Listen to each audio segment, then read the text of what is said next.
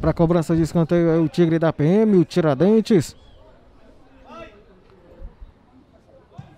Já autorizada a cobrança. A bola vai sobrando no bate-rebate. Gol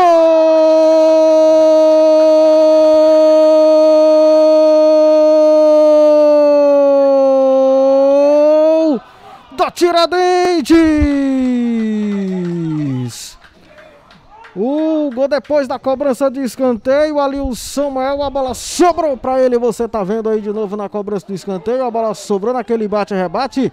Sobrou pro Samuel, que chutou pro fundo do gol, abrindo o placar aqui no estádio Raimundão, em Caucaia. Um para o Tiradentes, 0 para a equipe do Guarani de Juazeiro, o Sávio. Novamente ali o Adalto para fazer a cobrança do escanteio. Aí o levantamento, toque de cabeça, a bola vai sobrando. Gol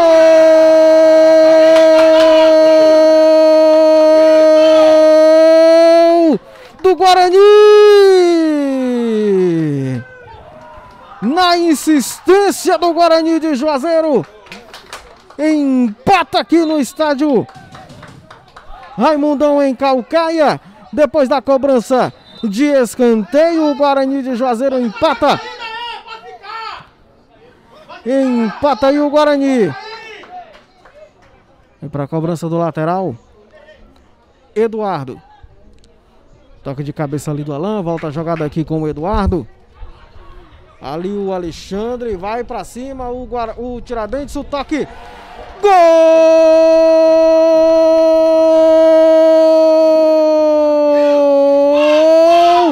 do Tiradentes.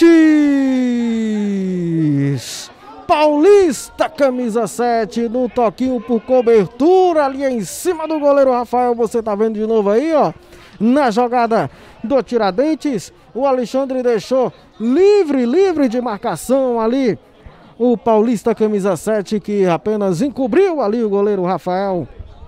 Colocou pro fundo do gol. 2 para o Tiradentes, 1 para o Guarani, Sávio.